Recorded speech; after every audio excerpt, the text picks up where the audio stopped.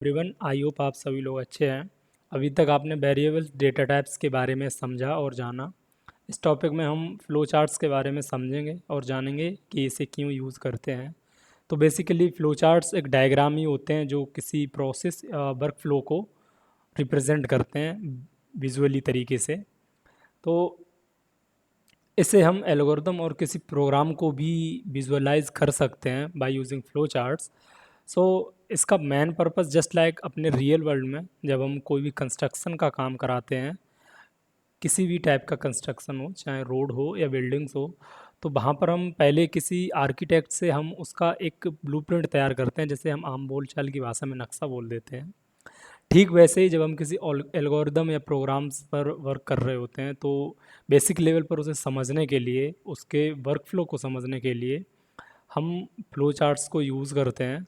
और यही इसका मेन पर्पस है, ताकि हम स्टेप बाय स्टेप जो सीक्वेंस है, प्रोसेस की जो सीक्वेंस है, उसे हम विजुअलाइज कर सकें। ओके, तो इसके कुछ मेन कंपोनेंट होते हैं जो हम किसी भी फ्लो चार्ट बनाने में, किसी भी प्रोग्राम या एल्गोरिथम के फ्लो चार्ट्स को बनाने के लिए यूज़ करते हैं। वो कुछ इस तरह से हैं।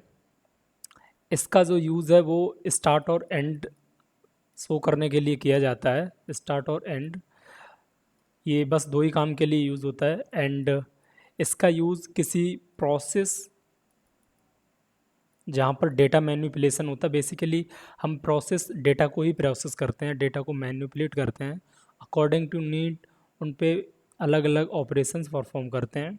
तो ऐसा करने के लिए हम इस बॉक्स का यूज़ करते हैं, ये दूसरे नंबर पर जो दिया गया है। थर्ड वन इज, इसका जो यूज़ है वो वेरिएबल्स इनिशलाइजेशन, वेरिएबल इनिशलाइजेशन या आउटपुट के लिए करते हैं।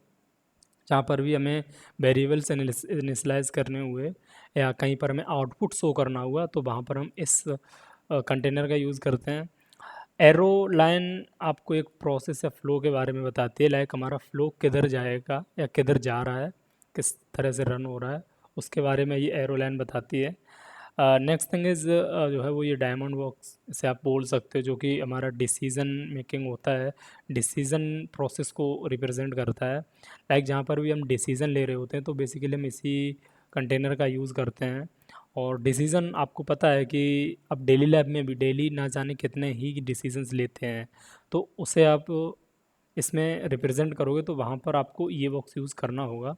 मैंने ऑलरेडी दो प्रोग्राम बनाए हैं जस्ट फॉर एग्जांपल, ताकि आप समझ सकें।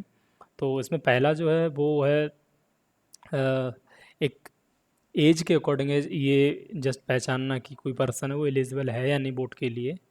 तो जैसा मैंने पिछले अभी जस्ट पिछले पेज में जस्ट अभी बताया कि इन्हीं कंटेनर्स का यूज़ करके मैंने ये बनाया है, जिसमें स्टार्ट हमने फ्लो चार्ट स्टार्ट किया, देन वेरिएबल इनिशलाइज किया, लाइक किसी पर्सन की एज 18 है, ठीक है। देन हमने एक डायमंड बॉक्स यूज़ किया है, जिसमें हमने जस्ट चेक किया कि एज 18 से ज़्यादा या बराबर है। अगर किसी की ज़्यादा बराबर है, तो हमने जो फ्लो है वो इस तरफ जा रहा है, आप देख सकते हैं। और देन हमने प्रिंट करवा दिया कि this person is eligible to vote, और वो वोट कर सकता है।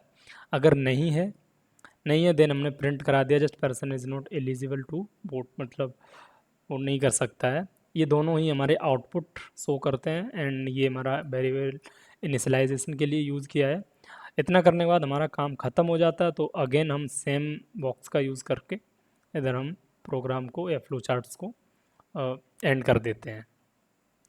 अनदर एग्जांपल है दो नंबर्स को ऐड करने का। तो जैसा आपने पहले अभी बताया, फ्लो चार्ट को स्टार्ट किया, देन दो वेरिएबल इनिशलाइज किए हैं, दो वेरिएबल इनिशलाइज हमने किए हैं।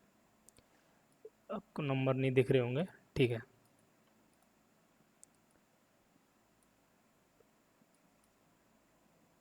ठीक है, नंबर 1 एंड नंबर 2। देन एक प्रोसेस बॉक्स यूज़ किया, जिसमें बताया गया कि नंबर 1 और नंबर 2 को जोड़ा जा रहा है, जिसे सम वेरिएबल में असाइन किया जा रहा है। जो भी इनका रिजल्ट है उन्हें सम वेरिएबल में असाइन किया जा रहा है। ओके, देन उसके बाद अगेन वही आउटपुट के लिए हमने ये बॉक्स यूज़ किया, जहाँ पे हमने जस्ट सम जो भी हमारा रिजल्ट है उसे प्रिंट कराया, देन हमारा फ्लो चार्ट एंड हुआ है। तो बेसिकली अभी आप समझेंगे, जब आप प्रोग्राम बनाएंगे तो थोड़ा बहुत आप समझ जाएंगे कि इनका यूज़ क्या है। अभी बेसिक लेवल पर बस आप समझ लीजिए, जब जब भी आप कोई प्रोग्राम या एल्गोरिदम बनाते हैं तो बेसिक लेवल पर उसकी अंडरस्टैंडिंग लेने के लिए हम उसे विजुअलाइज कर देते हैं ताकि हमें अच्छे से समझ आ जाए। एग्जाम्पल के लिए आप और भी कुछ डेली लाइफ एग्जांपल्स ले सकते हो, लाइक स्कूल जाने के लिए अगर हाँ 8 से ज़्यादा का टाइम हो गया तो स्कूल जा सकते हैं या नहीं जा सकते हैं। और भी आप एग्जांपल यूज़ करके आप इसे प्रैक्टिस कर सकते हो।